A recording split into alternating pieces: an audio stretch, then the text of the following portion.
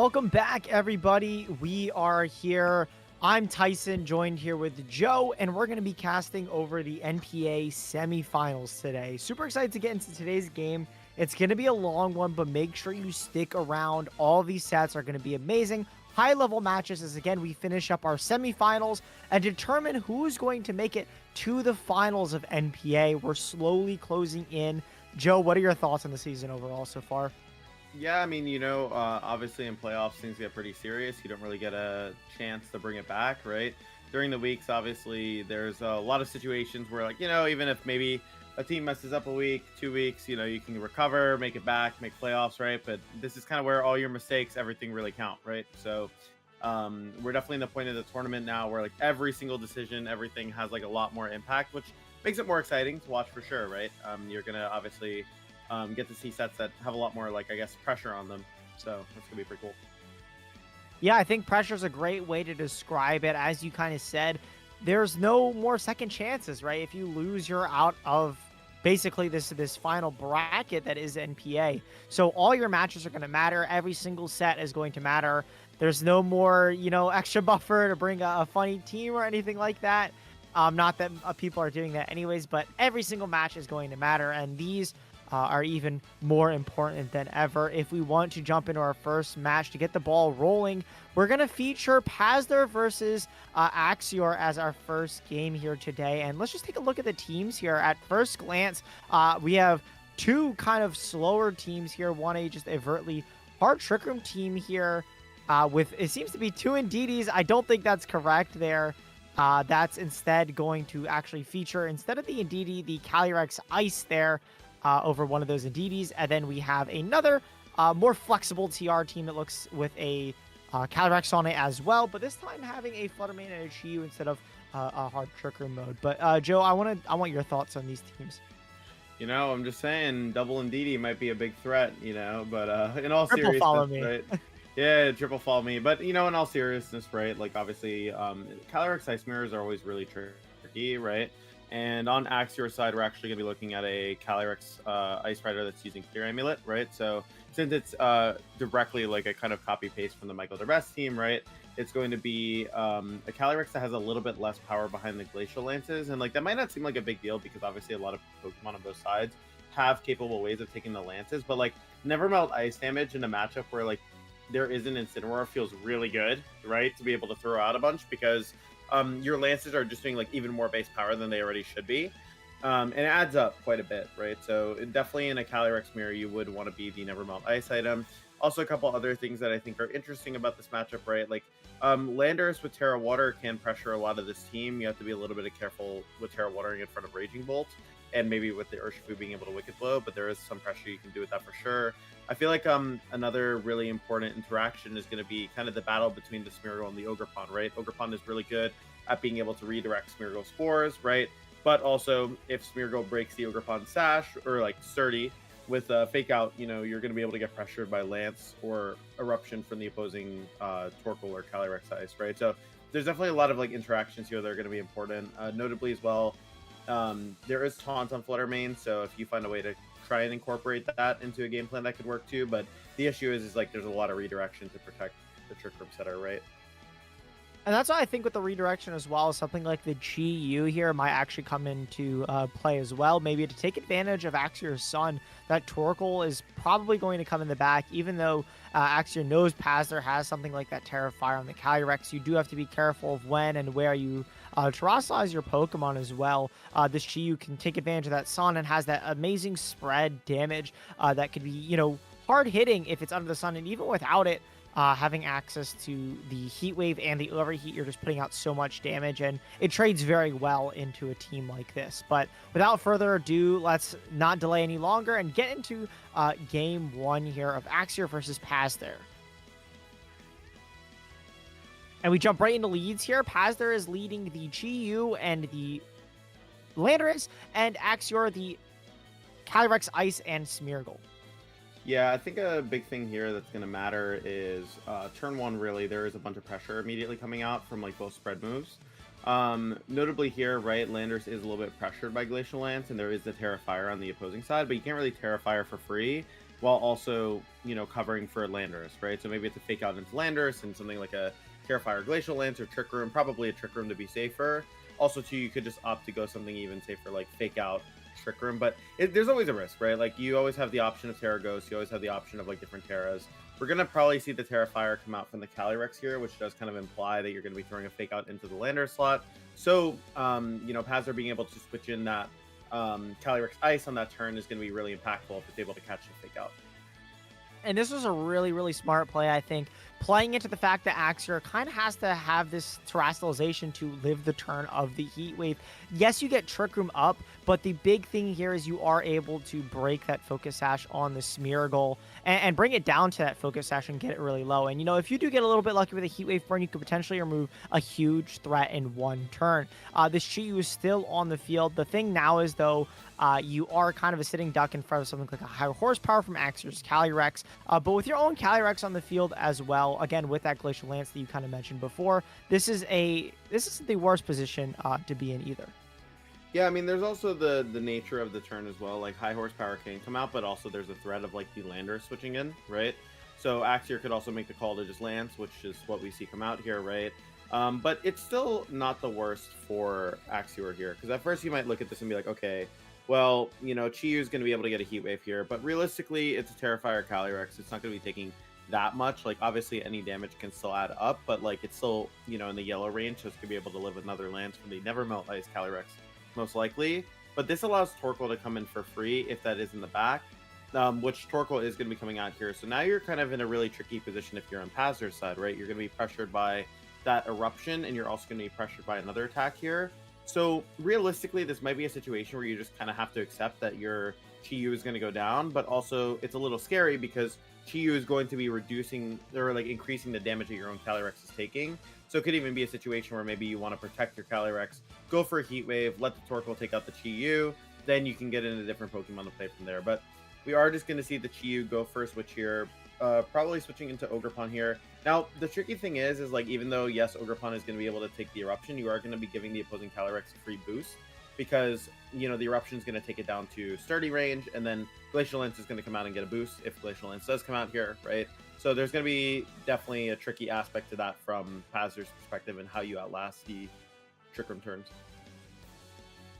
Yeah, and this Terrifier here is kind of forced in the hands of Pazzer, where this Eruption would do too much damage otherwise. Your Ogerpon is forced down to its 30, unfortunately, there because of the Eruption, and this Glacial Lance is going to finish off the Ogerpon, giving Axior a boost of their own, as Pazzer's Calyrex hangs on in the red there at 39 HP, able to fire off an attack of its own. What it decides to go for is kind of up to Pazzer. A high horsepower here is looking very, very nice, though, into that Torkoal at +1, still not able to take out the Torkoal, though, and you are forced to bring something like the Chi-Yu in here. And as you kind of described before, Axior is in a position where, yes, you lose the Smeargle, and that seems like a loss, right? Losing Pokemon is normally bad. But in these Trick Room teams and these mirror matches, getting in a free swap is really, really nice when you have something like the Calyrex Ice pretty much for free, getting a Glacial Lance every turn. So getting a free swap in this kind of matchup is very, very nice. And we can see that here with Axior's Torkoal just being able to fire off that Eruption. It is important to note here that the Torkoal is choice spec. So it is locked into that Eruption and won't be doing as much damage, but the damage is already done as Torkoal switches out here into Axior's last Pokemon, which is going to be that Urshifu Dark with that choice band for potentially a Sucker Punch, able to finish off the knockout next turn instead of playing the speed games or going for a Wicked Blow if it decides to go for just pure damage. Axior choosing to lock in the Glacial Lance here, not risking a high horsepower. Maybe Pazzer going for a cheeky switch again. The +1 is enough, though, to knock out that Chi-Yu. And that's just so much damage. And Pazzer is looking a really rough spot now. I mean, this game was locked by the previous turn, and the main reasoning for that is because when you get the +1 boost on the opposing Calyrex, I kind of mentioned like maybe wanting to stack the Chi-Yu. By bringing in Ogerpon, and I kind of mentioned this, getting the +1 on the Lance on the Ogerpon because you were able to get the KO on it, puts the Chi-Yu in the future in range of the Glacial Lance anyways.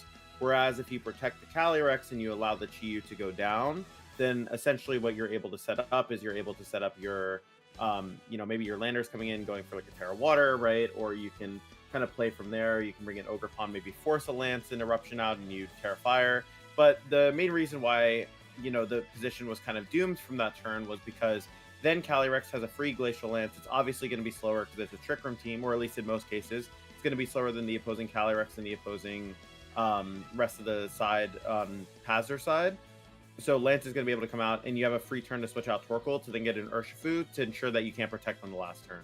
So I think Pazzer has to sequence this differently, where either you're not on the defensive so much, or you're avoiding a turn where you are going to be pinned by like that Eruption Lance, and you don't really have a good switch.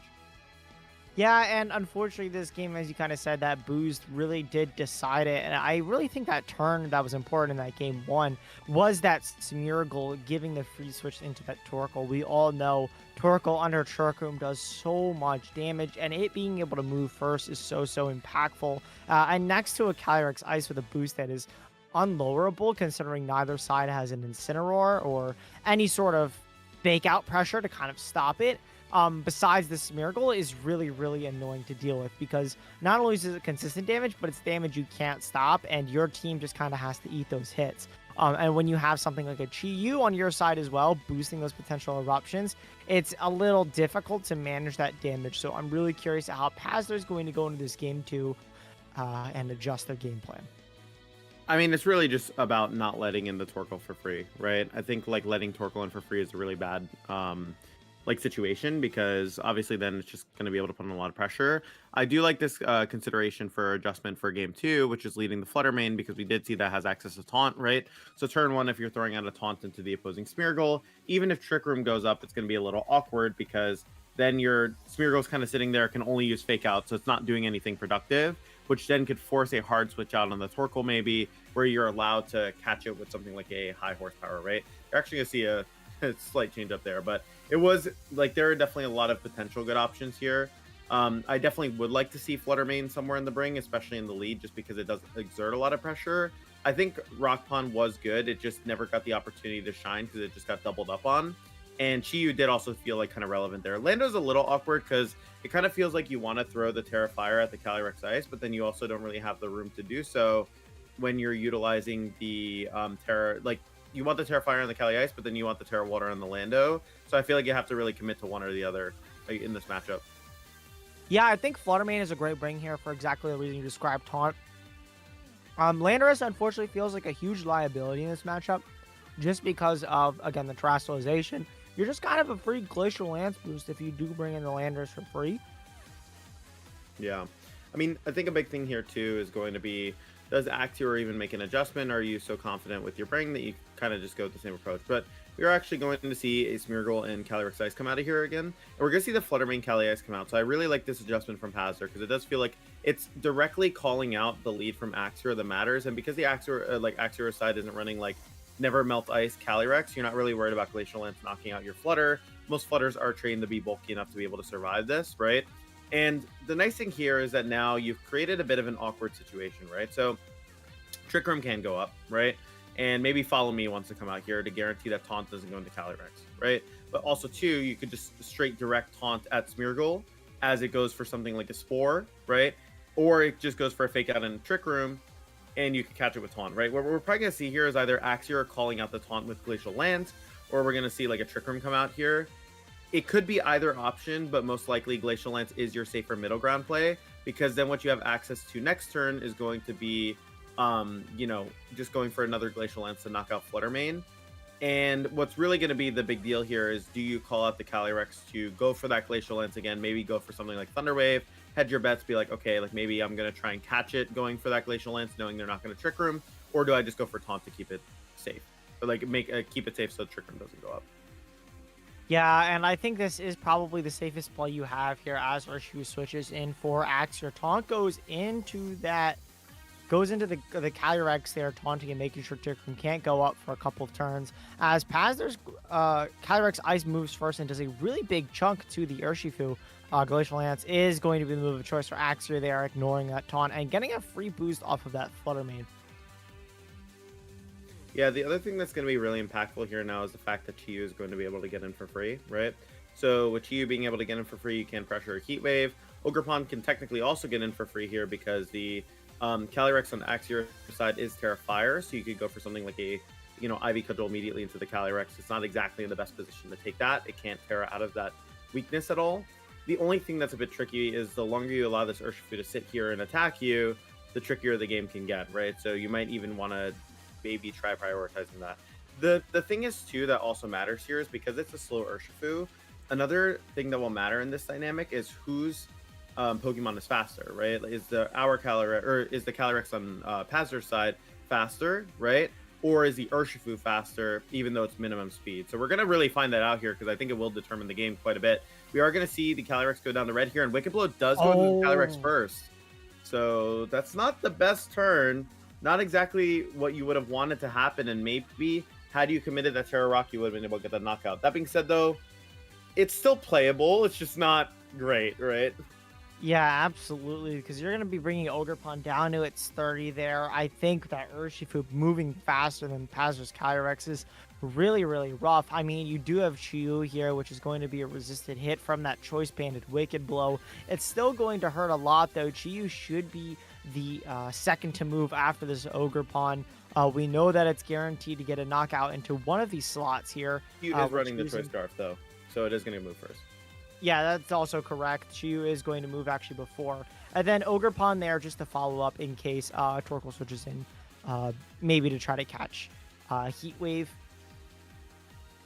Yeah, I think a big thing here too, though, is the Smeargle's not running Wide Guard, right? So even though it looks like a situation in which, Axior has an advantage because Axior was able to get that knockout, bro, we are going to see a miss. So, okay, misses the Calyrex, be fine, right? If that missed the Urshifu, that might have been a different issue, right? Because that Wicked Blow comes out. You can't really stop that from knocking out Ogerpon. You're in a bit of a trickier position. But the Ivy Cudgel is going to follow up here into the Calyrex, which is going to be a really big deal. It's going to be able to put, Pazur in a position where he's kind of evened up the playing field. Now, what's going to really matter this turn is a very specific interaction between the different Pokemon. So there's Terra available for both sides here, right?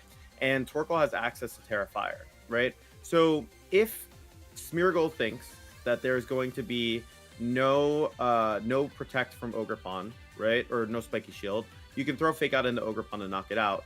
And if you think there's going to be no Terra Ghost from Chiyu and you think there's going to be a protect, then you could throw a Fake Out into the Chiyu. The big thing here too is how much damage will Torkoal be able to exert with that Terra Fire, right?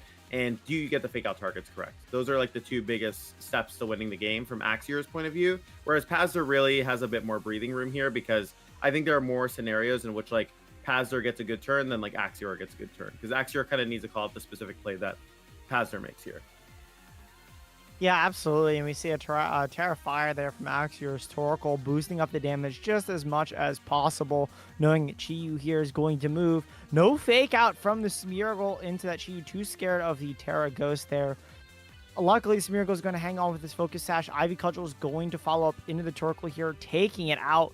In combination with that Heat Wave, Torkoal is down. That Terrestrialization doesn't get to see the light of day. And now it's just a Smeargle against the world. And with its only attacking move being Fake Out, it unfortunately will not be able to clutch this game up there. Decorate is a really weird choice, to be honest, because okay, so like here's like the outcomes of that turn, right? Which I think are kind of like the interesting branches, right? So let's say that you call the Ogerpon to protect, right? The best way to call out that play from Ogerpon, unless you expect whatever Torkoal does here to like knock out the Chiyu, right, is to go maybe Decorate Earth Power was what came out, but with the Terra Fire, it's kind of implying that maybe like a different attack came out, right? But let's say you Decorate an Earth Power into Chiyu. That works if like Ogerpon opts to go for Protect, in which case that would make sense, right? Fake Out is typically your safest play across the board because if you Fake Out into the Chiyu, you get a Heat Wave down. Chiyu's probably going to be in range of another Heat Wave, and you'll be able to get that knockout on the Ogerpon, right? But I felt like their Axior kind of just went for maybe a hard call when clicking Fake Out into either slot, I think would have netted more value consistently, right? So that might have been a bit of a mistake from Axior's point of view. That being said, though, Pazur had so many more situations in which like it was going to come out positive for him that like he probably wasn't as concerned about it. You know, he was just feeling safe. Like, I can double attack. Like, I'm always going to get some value here, right? And Axior maybe had to commit more to throwing that Fake Out in the correct slot or kind of getting that right. Yeah, I think if you go for fake out into the Ogre Pawn slot, at worst case scenario, like that turn played out, there's no Terrestrialization from Pazer's side. You can choice lock yourself into something like an Earth Power into that Chi, you get the knockout, and your Smeargle would go down into a Spiky Shield, the worst case scenario. But then at least you're playing the game of maybe living in Ivy Cudgel or something like that. The Decorate, as you kind of called out, was just a really, really hard call that unfortunately did not play out for Axior. But that does mean we get a game 3 here as both players have locked in their Pokemon. I'm really curious what Pazzer is going to do now, considering how narrowly they won that game 2. It feels like in this matchup, it really does come down to those first 2 turns because, again, the first person to kind of get in a free switch or get in a spot where they're able to output more damage than the opponent, they just kind of steamroll through the rest of the match. So it really comes down to how you're positioning your opening Pokemon, as Axior opens up with the same old Smeargle Calyrex Ice, and Pazzer re-leads the Fluttermane and Calyrex Ice of their own. Yeah, I mean, I think a big thing here is the Flutter Taunt was like super strong, so that's something you would definitely want to replicate going into the game too. Even though the margins were pretty close, it did feel like there were some situations where maybe Pazzer could have like even increased the margin of winning even more, right? So I would feel pretty confident if I were in Pazzer's shoes going for a similar approach. From Axior's side, you have to be really careful, right? It felt like even though you got that Glacial Lance off, which looked initially good, right? You were able to get rid of Fluttermane. The fact that Chi was able to come in and pressure so much next to Ogrepod Rock was like a big issue, right? But the nice thing we're going to see here is there's going to be a bit of an adjustment, right? So we're seeing the consideration of taunts going straight into the Calyrex here and Glacial Lance coming out, but that does leave the opportunity for Spore open into one of the slots. So if Spore comes out here into the Calyrex, right now you're kind of dealing with a situation where Calyrex is a bit out of position and a free Glacial Lance is going to be able to come out here, which is a bit tricky for sure, right? You don't necessarily want to be letting a free Glacial Lance come into the board. And now you're kind of in a position where, like, do you taunt the Smeargle and then let the Flutter go down and hope that you're able to work from that position? Or do you Moonblast maybe to kind of try to get the knockout on Smeargle this turn to kind of advance your board state? And it is going to be a switch, so Moonblast was a good call in this case. Oh, and perfect call out from Paz there. Axior switching out, predicting a taunt, instead gets caught by a Moonblast from Pazder's Fluttermane. And that's going to be a free knockout for the Fluttermane. And the Calyrex is able to wake up a turn 1 wake there. Glacial Lance able to fire off an Axior's Calyrex. Not doing too much, but every single bit of damage matters. Axior is able to get a revenge KO there on the Fluttermane, however. And both trainers are down 1 Pokemon. The Urshifu and the Fluttermane for both trainers were kind of important pieces. The Urshifu less for Axior. We didn't really get to see much of it, but it's the pins that Urshifu kind of creates, especially being dark with those wicked blows. Having it gone is a huge save here for your Calyrex not taking nearly as much damage. You do still have to worry about something like the Smeargle coming back in for those fake outs and spores now that you don't have access to the taunt anymore. Of course, you have Follow Me with the Ogre Pond, but fake out is still just as troublesome. Yeah, I mean, right here is going to be a very important turn, right? So we did see the Spiky Shield come out from Pazder, which might be a little bit of a misplay here, because if Ivy Cudgel and Glacial Lance come out here and you get caught with a Fake Out and a Glacial Lance, it's still okay because Chiyu is able to get it in a good position. But we are going to see the Spore go into the Calyrex here, so completely punished for going for that Spiky Shield. Again, very passive play here, which is going to come back, I think, to hurt a little bit, but it is going to be a Glacial Lance coming out. So not the worst position possible, right? But now you are kind of forced into that Terra Rock this turn, which isn't exactly where you want to be if you're on Pazder's side, right? In the taunt also meaning that the Calyrex couldn't protect here, which did force very linear plays out from Axior. Now with the access to Trick Room, it's going to create a lot of issues here because that Trick Room can get up, it can set up Torkoal properly and put you in a really rough position. So I think that was a turn where definitely Pazder missed a very important position where you needed to actually play aggressive to maybe advance your board state a little bit more. And this Terra Rock is a little bit reactive, which unfortunately I do think is going to set up a situation where now this attack from Axior's side is going to be able to knock out the Ogerpon with the close combat. So that's definitely going to be a little bit difficult here for sure. I'm actually thinking that it might even be a seal game for Axior with this Follow Me, because the Calyrex is going to be able to get that guaranteed Trick Room up. And we kind of mentioned this, the Torkoal Calyrex blender of Glacial Lance and Eruption is never fun to deal with, right?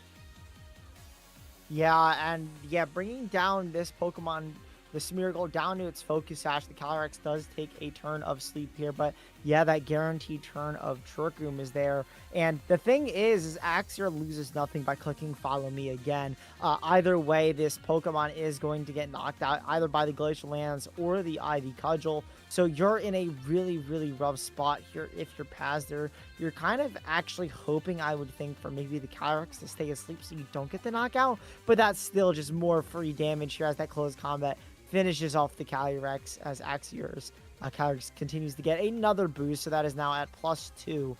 It is important to note that the Calyrex is lower defenses because of that, but I'm not sure Pazder is in a spot to really take advantage of that. As a Spore goes out into that Ogerpon slot, and Ogerpon is unfortunately going to take a nap. Yeah, I mean, it was just like a really tricky position from here, right? Like, there's not too many ways for you to come back at this point because with the Torkoal being in the back, there's just so much pressure coming out for that Pokemon, right?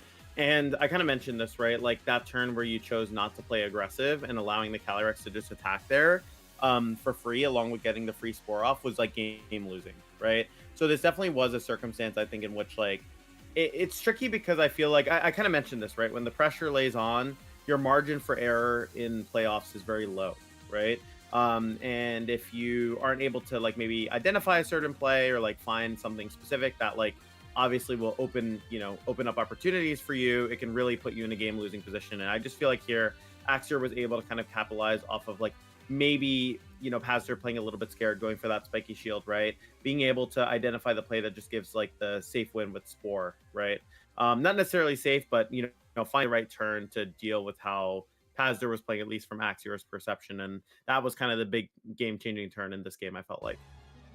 Yeah, absolutely. And Axior here is going to lock up game 3 and take the win 2-1 against Pastor. And what was a very close match, and almost basically the mirror.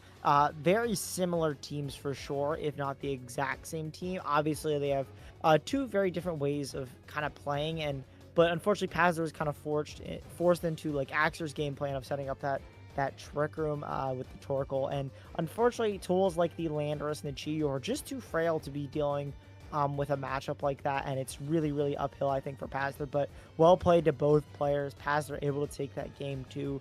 Again, Axior able to win the set there and take a match for their team for the week. Yeah, I just feel like a big thing too is like I kind of mentioned this, like the small margins, right? Like in game 1, Axior was able to kind of get up that Trick Room or like get enough damage quickly where you were able to win the game consistently, right? Which was like a really big deal. In game 2, right? The flutter adjustment, Axior wasn't really prepared to deal with the ramifications, I guess, of that taunt going on every mon, right? Like being forced in positions where you don't get that Trick Room up, and finally 3. Really came down to that crucial turn. I mean, I guess you could argue in game 2 that Axior didn't really go for the correct, like, I guess, read, right, in the end of the game, right, and went for a play that was maybe like, or maybe went for a read but didn't pan out as well, right? Whereas like in game 3, right, Pazder was like, oh, I'm really like confident this fake out's going into Ogerpon, and got pretty punished for it, right? So it definitely felt like both players like took their share of like specific call outs, right? And it ended up working out in Axior's favor, being able to identify more of those correct plays, for sure. Absolutely. But again, to keep the ball rolling, let's jump into team preview of our second set. We're not going to stop. We're going to jump immediately into our next game, who is going to be featuring MDB, Mike Best, and PatCon, who are both very notable trainers in of their own right. Again, NPA brings talent from all over, and both of these trainers running very, very fun teams. Another Calyrex Ice team, this time a bit more akin with the Grimmsnarl, with the Fake Out actually being very, very cool. Some screens on there I see, Landorus, Urshifu, and MDB running a Lunala team. Joe, why don't you walk us through both of what these teams do? Yeah, so a couple of things that I think are really interesting here is that like Grimmsnarl has kind of almost like, it's kind of like a mix of like what a regular Grimmsnarl would look like in an Incineroar, right? Because it has access to that Fake Out, which is a really big deal, but opting to drop Reflect to keep Light Screen and Thunder Wave. So kind of a synthesis of like both almost, right? It's like you have that Fake Out pressure and you have that long-term Light Screen, but you don't have that Reflect. And it kind of makes sense because a lot of Pokemon on, PatCon's side are pretty physically defensive, and generally speaking, right? Urshifu doesn't really matter. Surging Strikes is going to be, critting anyways, right? You're seeing the Landorus and the Lunala, right? Right? Big special attacking threats where that's going to be really effective. And then finally, you have the Ogre Pawn here that can go for good damage, but obviously there's like strong tools on Pack on side to respond. I do feel like, I mean, you can tell from Michael's side that he is using the Vancouver winning team, right? There is something to note there that it is Sandforce on the Landorus, so if that carried over into the actual team and it's not using sheer force, that Landers is going to be hitting for way less damage than it normally would be. And it will be taking life orb damage as well. And then we're also going to be pointing out here, I guess, that like on pack on side, you might want to prioritize getting up that light screen early, then having something like that Urshifu in the back to clean up and Trick Room, and maybe Ogre Pawn the pressure, the opposing Urshifu, the opposing Ogre Pawn, right? So Yeah, and I think exactly what you said about the Grimmsnarl there. Realizing a lot of the physical threats in the meta right now are like Urshifu and Ogerpon, which both have the potential to crit, and all the other physical attackers you can kind of deal with. For example, like Rillaboom, you have a really good matchup into that with your Landers, with Sludge Bomb, Terra Poison, and you have Calyrex Ice as well. You can even go for like Thunder Wave into like Glacial Lance. You have a lot of tools for the physical attackers otherwise, and I just wanted to point that out because that seems pretty cool. Not that it's going to matter too much in this matchup, as Lunal is the main attacker with that Meteor Beam and the Expanding Force combination. It's going to be a bit harder to pull off between the Light Screen and Grimmsnarl being a Dark type, being completely immune to the Psychic type attacks. But without further ado, let's get into Game 1 of PatCon versus MDB. yeah, I mean, what's going to be a really big deal here, too, is how both players opt to lead, right? So the Grimmsnarl obviously looking really good in the lead here from PatCon, being able to go for that fake out early, being able to get that light screen up. The main thing that I feel like Michael really has to deal with here is like, okay, so if Grimmsnarl is going to be in the lead, what's my best possible lead to really address the fact that screens are likely going to be going up, right? Maybe an immediate response you would think of is something like maybe that Roaring Moon because you're immune to that paralysis, but then you're pressured by Spirit Break, right? So I think there's a lot of options on PatCon side to apply direct pressure for sure. One of the nice benefits, I guess, for Michael is that you do have that psychic terrain, so you can use that to block a couple of Thunder Waves. You can use that to block Fake Out, and PatCon doesn't have a way to clear that terrain, which is going to be a really big deal because obviously you can leverage that in DD, but it forces you to potentially lead in DD. I could definitely see something like Urshifu coming out from Michael here, being able to immediately pressure that Grimmsnarl with something like a Helping Hand Surging Strikes, right? And making yourself immune to priority attacking. And I actually really like this idea of lead from Pat's position, which is leading that Grimmsnarl and that Raging Bolt, being able to maybe pressure around that Indeedee if you have access to that Electro Web, which even if you don't have access to Electro Web, you're forcing a Follow Me from Indeedee, right? And there's also the pressure of, Grimmsnarl still being able to get the light screen up, still being able to even go for a Spirit Break to get damage, right? So it's definitely going to be something interesting to see, especially with how Michael responds as well. Yeah, absolutely. I think this is going to be a very interesting lead here as we see MDB just lead the Lunala and Indeedee with lots of flexibility. You can go for Helping Hand and Meteor Beam. You could follow me at attack. You can go for a Trick Room and attack.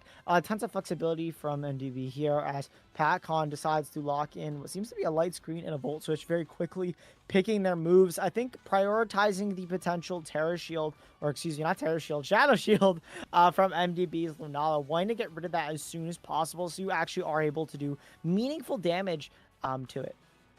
Yeah, it is worth noting here too that this is a very safe play from Patrick, right? Like, and you don't really have to make any risky plays, right? It does actually, like, even though Michael has a lot of flexibility and sure, like turn one you can go for Meteor Beam. As soon as you burn that Meteor Beam, you lose like all effective ways to hit that Grimmsnarl, right? So even if you go for something like a Helping Hand Meteor Beam, turn one to Grimmsnarl, that light screen is going to be coming out. So maybe you want to prioritize getting in something that can be a little bit more proactive here. You're actually going to see the Landers coming in here, which makes sense because you do want to pressure the Raging Bolt, right? But, depending on what the Lunala locks here, right, you are going to be able to get some damage, sure. But behind an AV and behind a light screen, like, you're not exactly going to be taking the most damage if you're on Patrick's side. So you're probably feeling pretty good about this, right? Especially if the Volt Switch is going in, breaking the Shadow Shield, and allowing you to reposition. And I like this from MDB, burning that Meteor Beam, but at least having something like the Landorus Switch in here to at least follow up on the damage. As you said, once the Meteor Beam goes off, there's nothing else MDB can really do against this. Other than having the Landorus come in here, for example, and fire off a potential Sludge Bomb into that slot to have a chance at knocking out the Grimmsnarl. Yeah, I think a big thing here too is going to be, I kind of mentioned this earlier, but is that Landorus actually that Sand Force or that Sheer Force, right? Of course, it could just be, a typo, but if it does end up being what's it called Sand Force, it's not going to be doing near as much damage, and it is going to be taking that Life Orb chip, so maybe a bit more pressured, right, and not able to deal with that Raging Bolt as well. As well to here, right? Like the Terra Water from Calyrex being very safe, right? Even though that Lunala is +1, you are in a position where you have that light screen up. You're pretty confident that you can survive any combination of attacks. And as soon as that Trick Room comes out, you're exerting way more pressure because a lot of the Pokemon on Michael's side, they're kind of like mid-speed threats, whereas like on Patrick's side, besides the Urshifu, most of them are going to be slower and able to put on more pressure. But we are going to see a hard switch out from the Grimmsnarl here, and it's going to be going into that Raging Bolt. So specifically calling out there will be no Expanding Force or Sandsear coming out here, and there is going to be the Moongeist Beam going into the Calyrex. And we see a terrestrialization here into Lunala, into that water type, just to make sure those Glacial Lances aren't hurting as much. Not that they were doing that much anyways, but the resisted hit is definitely going to be very, very strong here. No terrestrialization on that Landorus is a little scary, considering if this Landorus does get to attack into that slot, that might be a free KO if you're able to get a Glacial Lance. A terrestrialization from Pat here as well. Terra Water, Earth Power coming out into that Calyrex, not doing nearly as Oh, it much is behind that Sand light screen. Force. And it is Sand Force, so it actually is going to take a lot or chip damage there from that Life Orb, as this +1 Moongeist Beam is able to follow up, but that light screen paying dividends as Pat goes for a Trick Room. Yeah, so I actually think this is worst possible case for Michael because now you have a Lunala that dies to Thunderbolt and Glacial Lance potentially, and you also don't have a really good switch for your Landorus. So at this point, Patrick's actually been able to work himself into the perfect position. You have the light screen up. Your Calyrex was able to survive with a decent amount of, like health remaining, and now you're just really pressuring with that Glacial Lance and Thunderbolt pin, which is super scary for a lot of these teams to deal with. I actually don't really know if Michael has any good ways out of this situation, considering the Lunala does not have access to protect. And the Landorus, I mean, you can protect it, but you're kind of stalling the inevitable. What are you going to do? Are you going to switch out Lunala into something like Indeedee? It's probably going to go down to the combination of Lance and Thunderbolt and resets you in the same position, right? So this is a very tricky position to navigate from Michael. And I feel like the pressure of this Glacial Lance and Thunderbolt is going to be really significant here. It is going to get the immediate knockout on the Landorus here. Does this Thunderbolt knock out the Lunala? That's going to be a really big deal. And even if it doesn't, you still have light screen up, so you're not the most worried about it, right? Yeah, absolutely. And like I said before, that light screen was so well played from Pat there, just kind of setting it up. But it does so much in this matchup when a lot of Michael's Pokemon are special attackers. And the main way to kind of hit this Calyrex Ice, even in Terrestrialization, is that Moongeist Beam, the Meteor Beam, and of course, like the Expanding Forces and the entire Landorus kit as well. But having a light screen just kind of mitigate those big threats and allow the Calyrex to survive and not only get Trick Room up, but get an attack off as well. It's just so huge. As we see the last two Pokemon in Indeedee we saw in lead, but this Urshifu is going to be the last Pokemon here for Michael. And against a Raging Bolt, I'm not really sure what this Urshifu can do. Yeah, especially the fact that, I mean, you do have that Focus Sash, so you can live one hit, but the fact that Lance can come out as well, the Calyrex says at +1, you're not exactly in a position where you can really sustain like the amount of damage you're going to be taking. I do feel like this is definitely a circumstance that, from Michael's perspective, you cannot lead Indeedee Lunala into Grimmsnarl. Like, it just does not work because you're immediately like just leaving yourself open to that immediate light screen Volt Switch reposition in the Calyrex. Trick Room comes up, then you're caught in the Thunderbolts and Glacial Lance Blender. And I think it's actually really funny because it kind of almost mirrors what like Michael Durbest's team in Stockholm did, right? Like you get an Eruption and Glacial Lance, you're able to like pin because they don't have a good switch in, right? Or you're able to get in that Safety Goggles Raging Bolt on that previous team and go for Thunderbolt and Lance, right? And Patrick kind of did that in his own way, right? Like he got that light screen up, got his tools in safely, was able to get up that safe Trick Room, and then boom, put him in the blender. Maybe not the same way as Hard Trick Room did, but the same kind of concept and execution, especially because of the defensive terrors that Michael had access to. So I think going into this next game, Michael might need to take something a little bit more proactive into that Grimmsnarl and not just allowing it to sit there for free. I think that's a really important aspect of it and something you can't really ignore. Yeah, absolutely. And I think Something that might be a bit better on lead is something like that Landorus. The problem is you have to be very smart with how you trade it because the translation is going to be so important on your Lunala. Assuming you go for something like a Meteor Beam on any of the turns, the Lunala is kind of locked on the field, if that makes sense. And something like the Terra Water allows it to stay around even longer to potentially outlast something like Pat's Calyrex Ice for it to get a Terra Water, and then you can finally start going for Expanding Forces, even if it's protected by a Light Screen. So trading your Landorus damage is going to be very important in this matchup. When should I Sludge Bomb? When should I Sand Seer? When should I go for Earth Powers to get as much meaningful chip as possible to set my Lunala up for success? And other tools like the Urshifu didn't really get any play because it also came under Trick Room. So I'd like to maybe see that also potentially come in on lead instead of the Landers to maybe get some free damage into one of the slots. Either a close combat because it does have the Focus Sash. You can kind of trade with that Raging Bolt. It does seem like an unfavorable trade, but damage is damage, and getting any sort of damage on the Raging Bolt before the light screen comes up so that the Lunala has an easier time breaking through it is going to be meaningful. I mean, absolutely, right? I think another thing too that you could consider here is like maybe you want to take something like Ogerpon Hearthflame, where you can accelerate the game a little bit and also use it as redirection to protect your Lunala if you decide to Terra Water it. I think a big thing here too is if you do opt to lead Landorus, maybe you need to play a little more brave with it in the lead. You need to be going for something like that in DD Landorus. Go for a Helping Hand, Earth Power, but we are going to see this switch to Ogerpon and Lunala here. So maybe wanting to prioritize pressuring that like Ivy Cudgel and Meteor Beam turn one. But it is notable that there is a switch up as well coming out from Pacon's side, right? And the big thing here is going to be how this Ogerpon on Michael's side is trained. If it's trained to be able to live an Ivy Cudgel from, Rock Pond, it would be able to throw out an Ivy Cudgel if there's no Terra from Pat or like a Wood Hammer to pressure the opposing Calyrex, right? You could go for something like Wood Hammer, Meteor Beam into Calyrex. But if it's not trained to be able to survive that and it goes down, now that Terra Water is pretty effective here and you're able to get up a almost like pretty safe Trick Room. Even if you get crit by Meteor Beam, you'll still be in a position where it's okay. Yeah, absolutely here. And I do like this Ogre Pun that you kind of noted there. Just allowing to have redirection to redirect against a lot of these strong attacks. Of course, not the Glacial Lance, but if you're Terra Water, those don't really matter too much. As we see it immediately ripped off there for Pat. The Terra Water immediately coming out from the Calyrex. Oh, it Oh does, no, it it does, it does. does. That's Oh, but very Ivy big for Cudgel went into MVP as it goes for an Ivy Ogerpon. Cudgel into the Ogre Pond instead to break that free sturdy. And MDB, this might be a follow-up into that Ogre Pond, and if it is, that's very huge because now that the Kyrex is Terra Water, if something like Indeedee comes in next turn, that's a free Expanding Force. But into the Kyrex also makes a lot of sense, doing tons of chip, and with no light screen, that's so much damage. This is a free swap now that this Ogre Pond is down. DD potentially could come in here, and Pacon is looking in a very dangerous spot. Yeah, I mean, the tricky thing is here is, right, so, like, yes, on Pacon's position, did you sustain a lot of damage there? 100%. Are you susceptible expanding for it? 100%. The nice trade that you got out of that turn is you were able to get a +1 on your Calyrex, and you were able to trade the Shadow Shield on the Lunala, which now means that if you want to go for an Ivy Cudgel into Lunala, it's going to be doing enough damage where then the follow-up Glacial Lance will be able to knock it out, right? So there's definitely something to consider from both players for sure. Another thing is too is like, do you have that Grimstar on the back? If you have that Grimstar on the back, you could switch it into Expanding Force, right? Then go for that Light Screen Glacial Lance. That's something that's potentially very, very scary for Michael, right?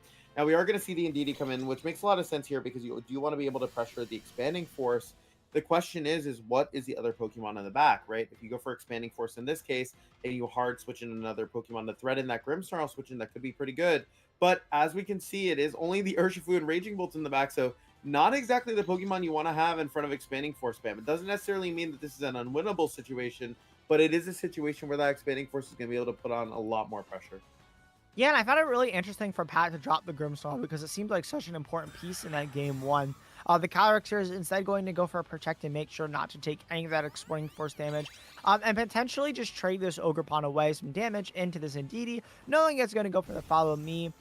Just trying to get as much chip as possible for these Glacial Lances to get a knockout into the DD the next turn and just do more damage to Lunala. No Trick Room there, and just Expanding Force into that Ogre Pond, getting the knockout. It definitely makes sense, right? Like to keep putting on pressure here, try and get as many like knockouts or damage as you can. The tricky thing is here is like now Urshifu coming in, it probably is still going to be able to outspeed this Lunala. Lunala typically train very bulky on this team that Michael is using. The question will be is do you go for a helping hand and an expanding force here to guarantee you get the kill on the Calyrex? Your Lunala shouldn't really be pressured by a Surging Strikes here. Or do you opt to go for a follow me, maybe worrying that it's going to KO, though I don't think it should, and risking the expanding force not getting the KO on the Calyrex? I do think that it should probably be a helping hand here, an expanding force to guarantee you get that KO, but it is going to be important to see. We are going to see the follow me come out instead, so not having confidence the Lunala will survive, which I do think it does, but now it's going to come down to whether or not you think that the expanding force is going to knock out this Calyrex. If this Calyrex is special defensively trained, it will be able to survive this expanding force, especially if it has enough investment. So we're going to see the Indeedee go down here. This is going to be the big game determiner, because if the Lunala does go down to the Glacial Lands here, it is going to be over for Michael. Will this expanding force be able to get the knockout on the Calyrex? It's about to come out, and we're going to see it come out. Is it going to take out this Calyrex? Oh, okay, it does get the knockout. So being able to put yourself in a pretty good position here. But had the knockout on the KO would have been very scary. Absolutely, but I think with the +1 and the terrain, people forget how much of a beast Lunala is. Has a really good special attack stat as well, and even though it's a spread move, I don't think the Calyrex had it in it to survive, especially since its Terrestrial is out of its resisted hit. That expanding force was coming in hard, and the follow me guarantees you live the turn there. But I do agree, if the Calyrex was specially defensive trained, it definitely would have been a little bit shakier. But now that it's just the Raging Bolt here for Pat, I think Michael has kind of sealed this one in the bag. Not even burning a Terastallization here on the Lunala either. It's not susceptible to those Thunderbolts from the Raging Bolt. And with the terrain up as well, Pat can't even go for Thunderclaps into the Urshifu, and that's so much damage. The Draco Meteor, not even enough to take out the Lunala there, and lowering her down your own special attack. That's just going to be a seal in the game, too, and in MDB's favor.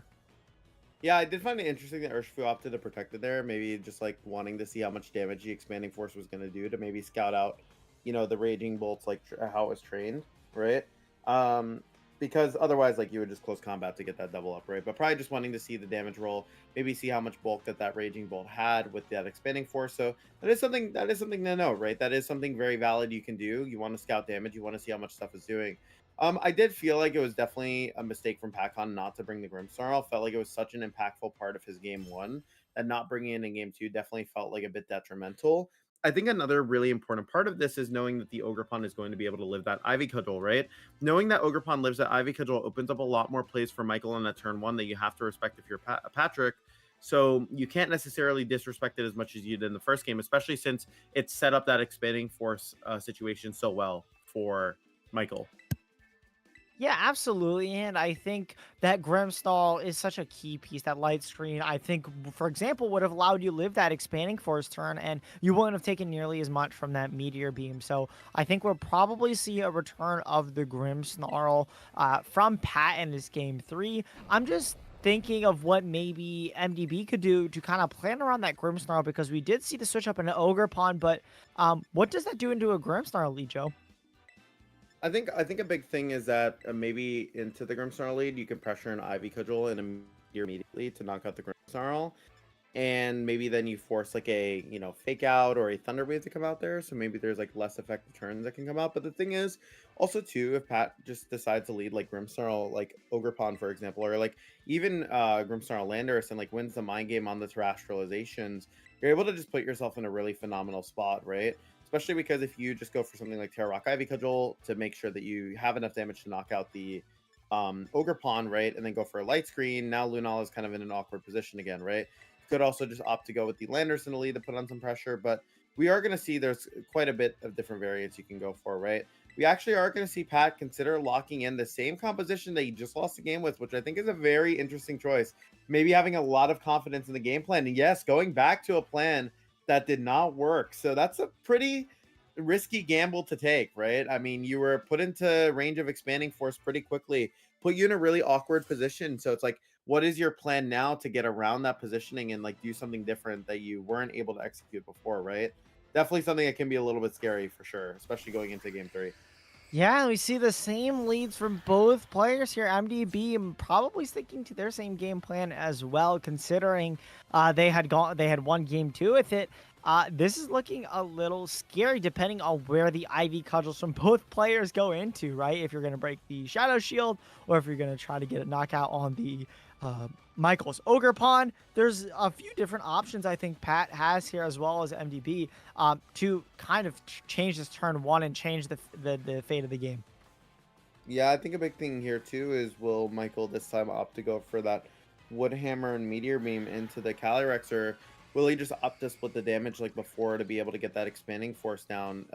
There's a lot of different ways this turn can potentially play out. I mean, you could also just opt if you know that like, you know, it's maybe a situation where the Lunala is able to outpace you. If you get that Trick Room up next to that Raging Bolt, it's going to be a really good position.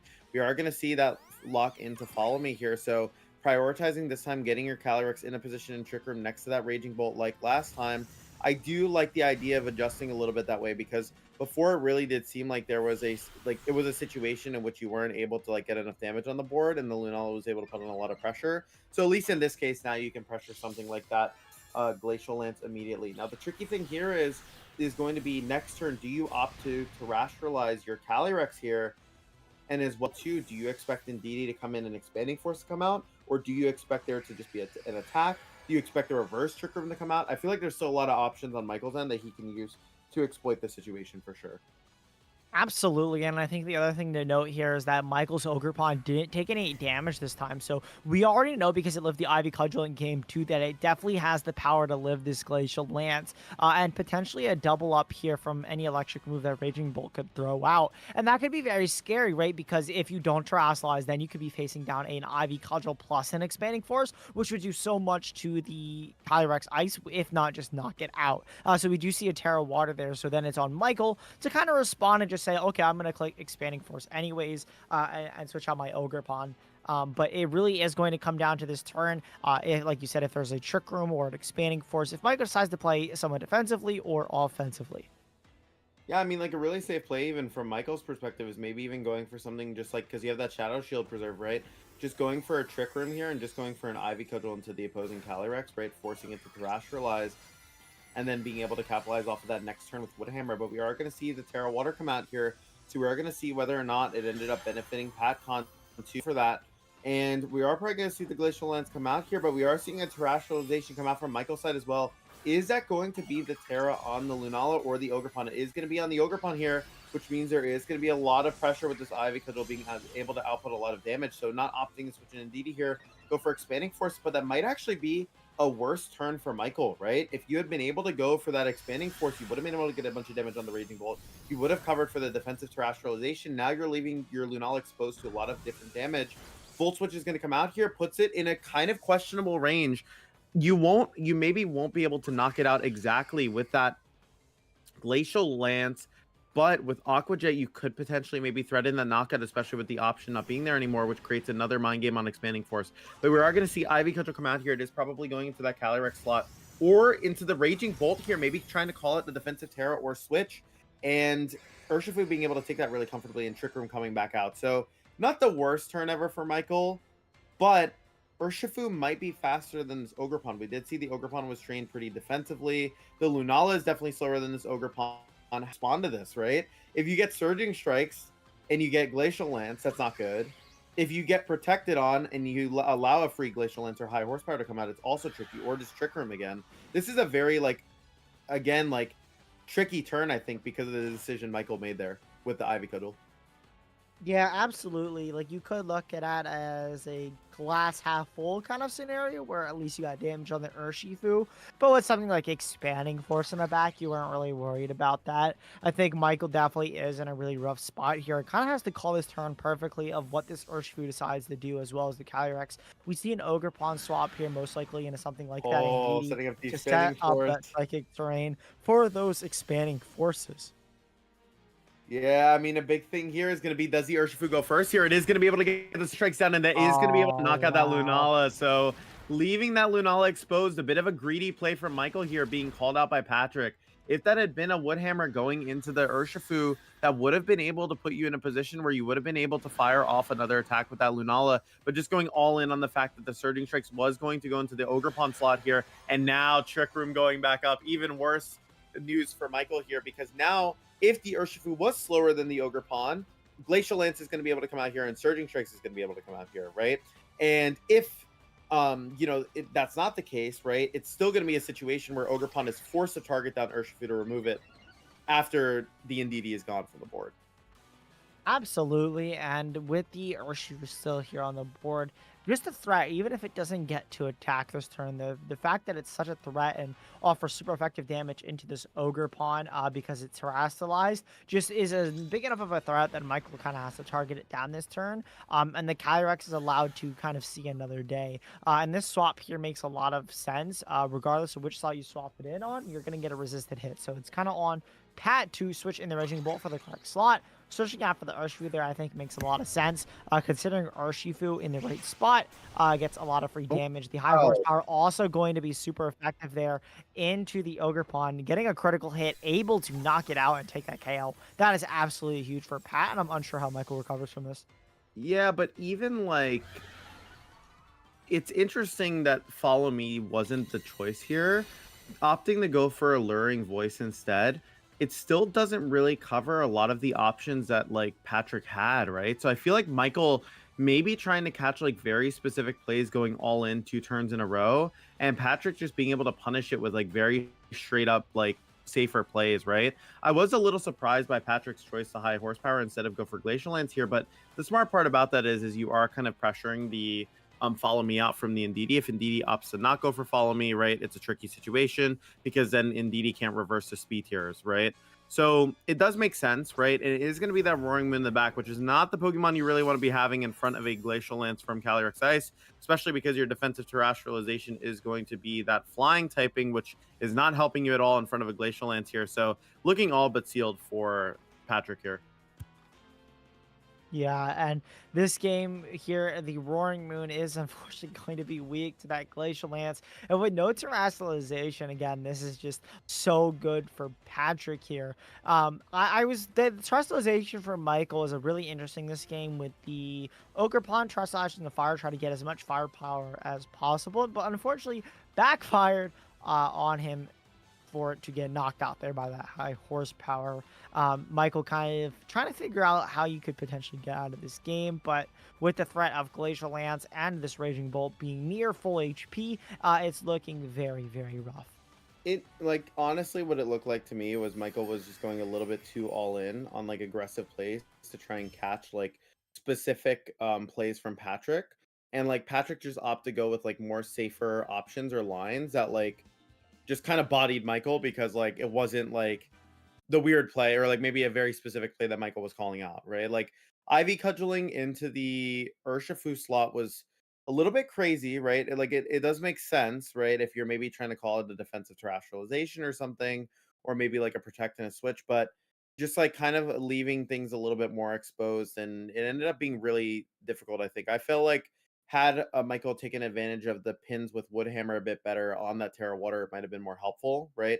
Being able to force that defensive terrestrialization out with the Lunala and then being able to catch it with the Woodhammer could have been super useful. So definitely, it was an interesting set because it felt like Patrick bringing back a plan that didn't go well in the second game, being confident that it was the right plan, and then Michael kind of like committing to reads, maybe like over expecting or over analyzing like the potential changes Patrick could have had in the back.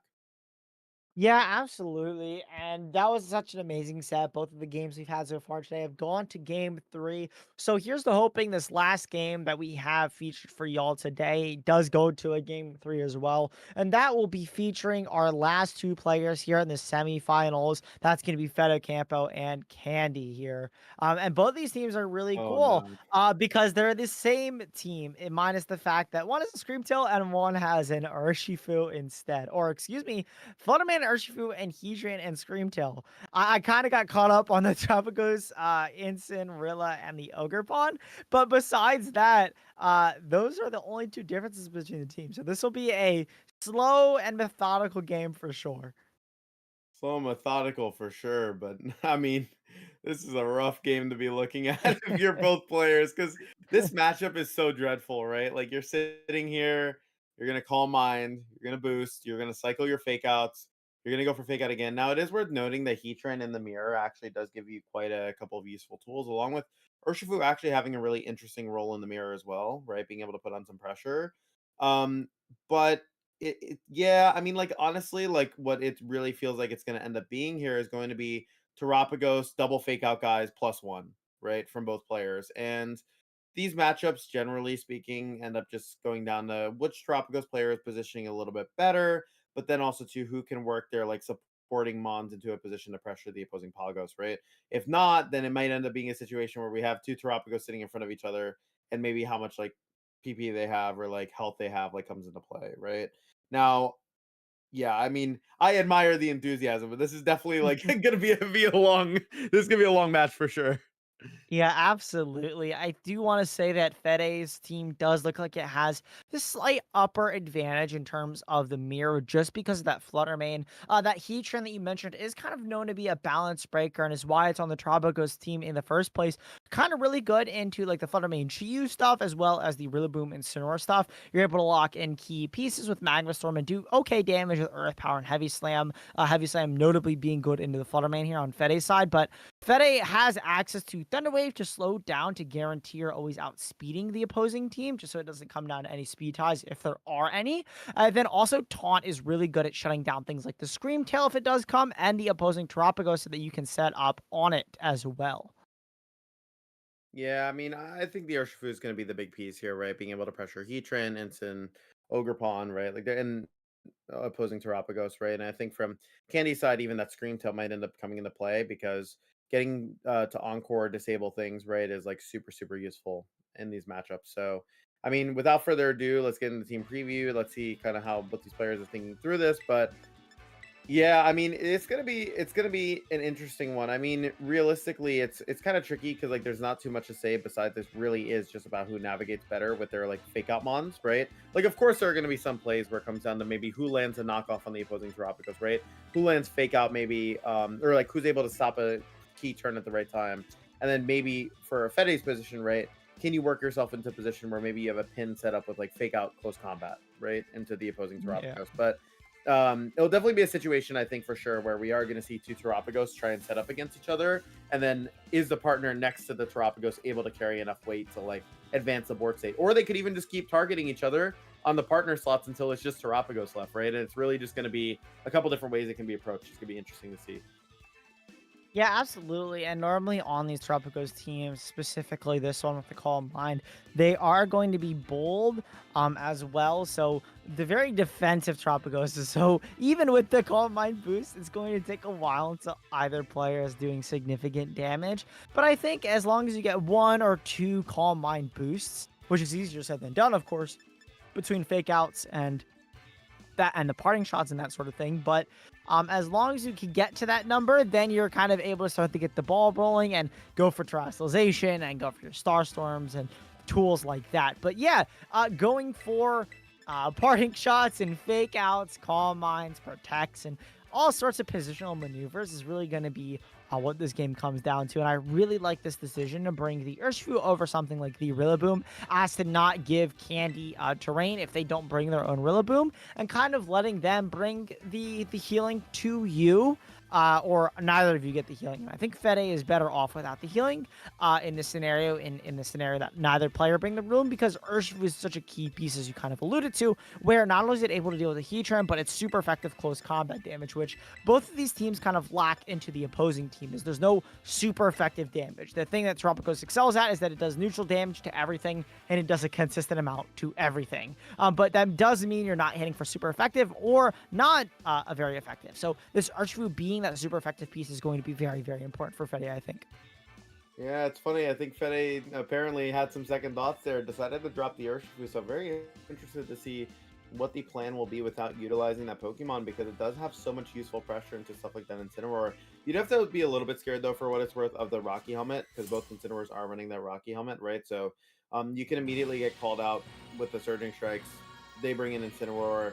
able to, you know, obviously cut down half your health. Starstorm picks it off. Immediately your Ursh is gone, right? But we are going to see a Rillaboom and Heatran lead here against an Incineroar and Flutter Mane. Heatran in a very good position here, right? This is kind of the two Pokemon you'd rather be in front of, with Incineroar not really being able to do that much, and with, you know, Flutter Mane obviously just sitting here as well, not really being able to pressure this Heatran with anything except for Shadow Ball. But with the Citrus Berry, with that Grassy Terrain recovery, do you really care that much? Probably not. And I bet Fede wishes he had Urshifu in the lead right now, because it'd be really nice for sure. Yeah, absolutely. And this Flutter Mane is unfortunately a sitting duck, not able to taunt. Of course, it can go for a Thunder Wave to try to slow down Candy's team here. Potentially get a full paralysis as well if you do get that on something like the Heatran. That's a free turn your Flutter Mane gets to potentially survive. Fake Out goes into Incineroar. They're trading more damage to yourself than you did with your Fake Out there. The Thunder Wave going into the Heatran, again, fishing for that paralysis to maybe not get heavy slammed on your Flutter Mane and immediately lose a turn one. This Incineroar might have a chance to move, but it does get flinched from the Fake Out, and Heavy Slam does come out through the paralysis, not knocking out the Flutter Mane, showing just exactly how it's trained there. Yeah, I mean, the question is, too, is the Flutter going to be in range of Grassy Glide? It does look like it might just be out of that range, but if Grassy Glide is able to pick up here, that could be pretty difficult to deal with from Fede's side, right? Losing your Flutter that early. Now, the big threat that we also have to talk about here is going to be that Magma Storm, right? Magma Storm is a very scary move coming out from this Heatran here, able to get a bunch of damage here, and if Fede can waves on both Rillaboom and Heatran, it is nice because you're going to basically start weakening these like supportive pieces where basically there's always a chance they can't move. So we're going to see the Thunder Wave come out here. Candy opting to not risk that Grassy Glide, basically saying, look, Grassy Glide might not KO. I'd rather just get the value of getting the knockout here. But knockoff going out into the Heatran as well, which is pretty useful because you are removing that Citrus Berry, so giving it a little bit less longevity. Opting to go for a U-turn, maybe calling the switch on the Flutter Mane slot instead with a critical hit. Not doing that much, but, you know, it's still damage, right? And now I'm curious to see what's going to be coming in here. Yeah, absolutely. The thing about that play is you do leave your Heatran susceptible to something like a paralysis as the Ogerpon Cornerstone does come in there. Unfortunately, it does not, or fortunately, I should say, Candy's Heatran does not get paralyzed and is able to get that knockout on the Flutter Mane, which is a very, very annoying piece, because if it did get paralyzed that turn, something like a Thunder Wave or a taunt could go into that Ogerpon next turn. That could be a little annoying, but it is most likely posed to fire off an Ivy Cudgel here into Fede's Incineroar as the Tropicos comes in for Fede, getting ready to set up its Calm Minds, and with that Terra's Shield, that shouldn't be a hard task at all. The question is, too, is like, if Ivy Cudgel is going into this Incineroar here, right? Maybe Incineroar is able to survive, but it's still not the best position ever. The good thing is you are able to get Ogerpon in a slightly good position where then you can respond with your Ivy Cudgels in kind. But it's definitely going to be a situation where, like, that, you know, getting those Calm Minds up in that Terapagos so you can start Stellar Starstorming sooner is definitely going to be helpful. Especially because you know that Candy doesn't exactly have something like an Urshifu in the back to capitalize. We were going to see that Ivy Cudgel go into the Incineroar here. It is going to do quite a bit. It's going to get it down into the yellow range. We are going to get the Calm Mind up here, which is super useful for the Terapagos so it can start doing some more damage. And we are going to see that Parting Shot likely go into the Heatran here just to reduce its damage and get in Ogerpon here. So maybe try and do some work next to this Terapagos to start getting damage down across the entire board. I will say that paralysis down on the Heatran and the Rillaboom will be super useful later because it will give more opportunities for things to kind of go poorly for Candy, especially on big turns where you need to maybe connect the Fake Out or Magma Storm. Yeah, and this is exactly what I was saying before, is those paralysis do allow you to go for plays like that where you can just kind of Calm Mind because you know you can have guaranteed speed control later in the game. Now, even if the Pokemon don't get paralyzed, that speed control in and of itself is so strong, and the Earth Power going into Ogerpon there is actually pretty beneficial. You know, if you're going into Tropicos, it's probably going to heal up between the Grassy Terrain and the leftovers anyways, so going for the Incineroar to get a knockout or potentially breaking this 30 as we see here on the Ogerpon is really nice. The thing that I'm scared of though for Candy is that Fede has already gotten a +1 for a Calm Mind, and there's nothing really here on the immediate board that I see that is kind of alluding that Fede can't just click Calm Mind again to a point where no matter what Candy switches in or tries to do, the opposing Pokemon can't respond. Because we do know there is no Urshifu on Candy's side or on team at all. So So there's no direct super effective hit that can kind of threaten Fede's Terapagos. The only thing would be that Rillaboom, but that's exactly why Fede switched out that Incineroar, just in case when the Rillaboom comes back in, you can switch in something like the Incineroar. But we actually don't see Terapagos there from Candy at all. It's going to be the Screamtail as the last Pokemon, as Ogerpon goes for a smart spiky shield there, as to redirect something like the Screamtail later in the game, so you can't get Encore and disabled from Candy's Screamtail. So again, Fede's Terapagos is an amazing position now. Yeah, I mean, you're pretty content here to just get up these Calm Minds, right? I mean, if you're able to put yourself in the right spot, right, you're able to get up those, you know, that setup, you're going to be able to put on a lot of pressure with your attacks here. It is worth noting, Candy did not opt to bring their own Terapagos, kind of like you were talking about, right? The Screamtail being the last slot, this means Terapagos is going to have a lot more pressure, right? Because you're not exactly pressured into, you know, you're not exactly pressured if you do opt to terrestrialize an attack here, right? It is going to be a situation in which now, you know, the opposing Terapagos can't even really punish you for going for that Stellar Terra. So it's going to be a little bit tricky here. We are going to see the Power Whip go into the Ogerpon, knock it out here, but this does mean Incineroar is just going to be able to come in now, and it's going to allow a Terra Starstorm to come out here. So, you know, not exactly like the best situation either, anyways, for Candy here.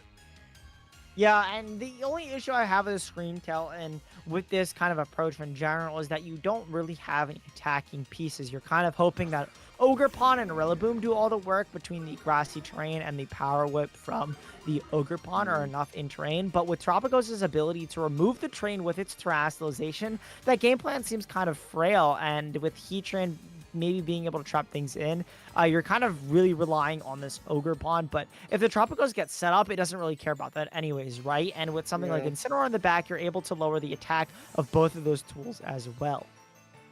Yeah, I find it interesting that Screamtail opted to switch here because honestly, like a very safe position to just go for something like a Follow Me, right? And a, you know, disable here, or like Encore, right? And the main reason why I say that is because Stellar Terra is very unlikely to come out here, and you're giving this Terapagos more free turns to get free damage down, right? There actually was quite an interesting position here where at first it kind of looks like it might be bad for Candy, but it actually would be really good for Candy if they just opted to stay in here, because with the Screamtail because the Screamtail hasn't taken damage, right? So it's kind of sitting there, it's pretty healthy, and it would be able to just Encore the Incineroar into Fake Out this turn, but now it actually can't do that, right? And Rilla getting paralyzed as well, so giving an opportunity for Fede to put themselves in a better position, but we are going to see the Ivy-Koto go into the Incineroar here. So I think even if there is a situation where Terapagos is able to get a few knockouts, the fact that Screamtail is the Pokemon in the back is going to completely shut down this Terapagos because of the fact that it only has one attack. If it was Earth Power and Starstorm, it'd be a bit more threatening because you'd be able to switch your attacking move to avoid getting Encore disabled. But what is Fede going to do once Starstorm gets disabled, right? Are you just going to completely try to ignore, I guess, you know, attacking the whole time and just use Calm Mind until you run out of Calm Minds? Then what are you going to do? Substitute? Like, the Screamtail is going to be able to win this position, even with like a couple of like questionable turns or like situations coming out here. Yeah, and even there, Candy had the potential to switch in the Screamtail, kind of maybe reading that Fede was just going to protect and kind of play this passively, and maybe get an Encore disable thing going on there, but Candy opting to stay in with the Rillaboom and just, again, try to throw out as much damage as possible, not risking a switch out here. But the Ogerpon is going to finally switch from Candy there, going to bring out that Heatran to take some damage, absorb the blow, but we already know Terapagos is faster than Rillaboom with this paralysis, so this Terra Starstorm is not only going to remove the grassy terrain, but be able to get the knockout on the Rillaboom here and do a decent chunk to this Heatran, definitely allow it to eat its Citrus Berry. Considering this Terapagos is at +2, I do think it has enough in the tank to just kind of finish out this game. The thing I would actually be mindful of is the amount of uses of Starstorm that Fede has, because between Protects and maybe disables and Encores and things like that, there is a world where you can maybe get a double Protect and weave it in there and potentially stall out Fede of their Starstorms, but that game plan is kind of very, very hard to execute and get pull off, just because of the double protects that you potentially would need, and the HP on your Pokemon is kind of rough. There are 4 Terra Starstorms left, so it is possible if you go for a Protect, you know, take some damage, live, and then go for a double Protect, but again, that's very, very hard. Yeah, and too, like, I mean, you probably do want to be locking in the substitute out of any move possible here. But the issue is as soon as you get disabled on Starstorm and then encored into your like status move, you're basically doing nothing for the rest of the game, right? Substitute doesn't block encore, so it's just really just going to be a situation in which it's just going to keep getting, you know, leveraged. Basically, Screamtail's just going to be able to consistently leverage pressure. And the fact that Ogrepon's coming in here, right? Free disable, stop the Starstorm from coming out here. Now you can just spam Ivy Cudgel as much as you want. Game's pretty much over, right? So. Yeah, absolutely. And this Terra Starstorm is going to be the disabled move there. We see Fede maybe trying to find a glitch in the system there Yeah. and click it, but Substitute is going to have to be the move of choice. We already know Screamtail is going to encore you, and we unfortunately know how this game ends. And Terastallization safely coming out here as Starstorm cannot be the move of choice, and is most likely going to just whittle down this Tropicos bit by bit. Yeah, I was very much questioning the fact that Urshifu wasn't brought here, and I think Fede will definitely have to make that adjustment going into game 2. I mean, we kind of mentioned, right, like, Urshifu felt like it would be really useful to a lot of the Pokemon here, and the fact that, like, Candy completely opted to not even bring the Terapagos. I feel like it's like extra reason why the Urshifu would be good, right? Because then you can just go for that Terra Water safely and just really pressure Surging Strikes into the entire team. So it would have been like super useful there for sure. But we're just gonna see Terapagos slowly get whittled down here. Like it really is like not too many options, unfortunately. I mean, at best, what you could probably hope for, right, is maybe. Yeah, I mean, you're just encore disabled, right? Like, you just can't do anything. Like, it's just a situation where you lose. And I think, like, for sure, Fede might even adjust to not bringing the Terapagos because it's, like, too slow and passive versus a mon like Screamtail, where it's able to get in that position to trap your Terapagos with one attack only, right? It's kind of a bad matchup for the Terapagos. You don't necessarily want to be, like, against a Pokemon. Just disable your one move, and then you're just sitting there doing nothing the whole time, right? Yeah, and the problem there, I think, with that game is that the Flutter Mane did unfortunately go down to Heatran and Rillaboom lead. It was just kind of a bad lead for Fede. They didn't get to really trade the moves that they wanted to. Yes, you get the paralysis in both of them, but you didn't really get the taunt into something like that Screamtail. I think the kind of big thing is that you want to manage when that Flutter Mane is on the field and when it isn't. Because when you do bring it in for the first time, that speed booster is going to allow you to outspeed the opposing Screamtail. So something like a taunt is very potent in that scenario. But if you are Candy in that scenario and you do manage to get rid of the Flutter Mane, then Screamtail can come in and do its shenanigans because it's faster than everything else on the team, namely the Terapagos, as we saw in the end game there. So I am curious, like you said, if Fede is going to adjust and maybe realize that, hey, Urshifu is this broken guy. Probably should have brought him, especially if he's super effective into my opponent's Terapagos. But hey, I mean, I'm not the one playing this NPA semifinals match, so maybe Fede understands the mirror better than I do. Yeah, I mean, you know, Fede saying, look, like I might have lost, but I'm still confident in my plan if I just play a little bit better. But to be honest, it did feel like Candy had a lot of leverage here. So I am curious to see how Fede would differently approach this match now to try and, you know, obviously capitalize with the same four that seemed to be pretty weak to what the Screamtail was doing, right? I definitely would have preferred to see something like Urshifu for sure if I were like a teammate of Fede's, but also too, sometimes players are able to find different lines that maybe you're not anticipating or expecting, right? Maybe Fede wants to exploit something like that this game and then make that Urshifu adjustment in the next game, right? But we're going to see how that goes. I don't really expect too many adaptations from Candy's side. The game plan actually went pretty well here.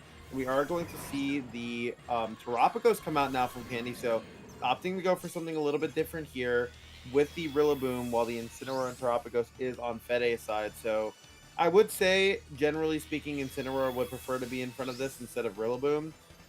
Actually, if Fake Out's going to be going into your Incineroar, you're going to be getting some chip, but this does feel like a situation where like the Pagos are going to want to call mind against each other turn one. Yeah, absolutely. And we know that assumably the Rillaboom is faster than the Incineroar here, unless this Rillaboom is like minute speed, the Incineroar is max. But with the parting shot being choice of move here for Fede, trying to lower the Rillaboom so those wood hammers don't hurt nearly as much, because you know both Terapagoses are going to kind of go against each other, and because they're also boosting their special defenses with these Calm Minds, it's going to be very, very important to lower the physical attack of something like the Rillaboom or the Ogerpon in the back, so that they're not doing them as much damage, especially with terrain up. But the Fake Out does come out there from the Terapagos. or fake out from the Rillaboom, from Candy's Rillaboom, into Fede's Tropicos, meaning it's not going to be able to move. And that's a +1 advantage there on Candy's as it Oh, and gets parting a shot Calm into Mind. Rillaboom. Yeah. Yeah, I mean, that's just like completely disrespecting the Terapagos on that turn and letting it get a Calm Mind up for free while yours didn't get any value is really bad. Um, Even getting in the Ogerpon here, right? Like, sure, you're able to go for an Ivy Cudgel this next turn, but you kind of just let yourself lose the, not like lose the Terapagos War, but fall behind immediately in the Terapagos War while the opposing Terapagos player has a Scream Tail on top of that, right? So it's like extra bad here because now the opposing Terapagos is one boost up on you, so it's going to be able to reach like the max boost first. And on top of that, there's still a Scream Tail in the back that can punish you for setting up a response. So I think just opting to go for that parting shot into Rillaboom was way too safe, right? Maybe expecting something like a Protect U-turn, but it's really safe for Candy to just go for that fake out into the Terapagos, and you really need to keep Candy honest there and just go for a fake out into the Terapagos back, or go for a parting shot at least into the Terapagos back. And it just felt like that was a huge, like, it doesn't seem like a big turn, but it's a really big turn to be like losing from Fede's side, especially in the Terapagos mirror. Yeah, absolutely. We see another Calm Mind come out from Candy's Tropicos there. And a U-turn there, breaking the Terra Shield once again. Or, excuse me, going into the Ogerpon, going to take a little bit of damage from that Spiky Shield instead of getting to switch out there. The Rillaboom is still going to be stuck on the field. Fortunately, Fede is going to be able to get a Calm Mind again. But, like you said, there is advantage from Candy's Tropicos. Being able to get that extra +1 doesn't seem like a lot, but that extra bit of damage might matter later in the game. Yeah, I think a big thing here too is just like the Rillaboom now is going to U-turn out. Maybe this Scream Tail, maybe back into something like that Heatran as well could be fine, right? Maybe even your own Pond, but it's scary. I mean, you're going to start letting the Terapagos get a lot of damage. And even a Grass Glide here, not the worst call. Being able to start weakening down, you know, the opposing supporting Pokemon. Kind of mentioned how you can start trying to isolate a little bit when you're in this Terapagos mirror. And even though Starstorm's going to be coming out here and knocking out Rillaboom, again, Fede's still behind in the setup trade, right? So if Candy takes this opportunity to do damage, still, like Candy's still going to be a little bit ahead. And if Ogerpon is low enough where it can get knocked out by maybe a faster Ogerpon in the back, it's still going to be a little bit tricky, and Candy's going to be able to get another Calm Mind up for free. Yeah, absolutely. This Ogerpon there losing its sturdy, not able to redirect and guaranteed live a hit anymore, is going to be at 46 HP in the yellow. Candy deciding what they want to bring in here for that Rillaboom, finally deciding on the Scream Tail as the Pokemon of choice, getting ready with that speed booster, boosting its photosynthesis. That speed is going to be boosted, getting ready to go for Encores or Disables here. Yeah, this is not exactly the Pokemon you want to be standing in front of you if you're Fede here, especially because Disable Pressure is a very real thing here. It is also worth noting that, you know, you can try to conserve your Ogerpon here if you're Fede so that you still have a way to redirect it later on. And if you get this booster flutter in safely, so you can get a Thunder Wave down on the Scream Tail, that would be a huge help, especially since we saw that Fede's Terapagos does seem to be at least a little bit trained in speed, so it might be able to outspeed that Scream Tail. Yeah, and we do see a switch there into the Fluttermane. This is exactly what I was talking about, preserving that speed booster on the Fluttermane, knowing that you're faster.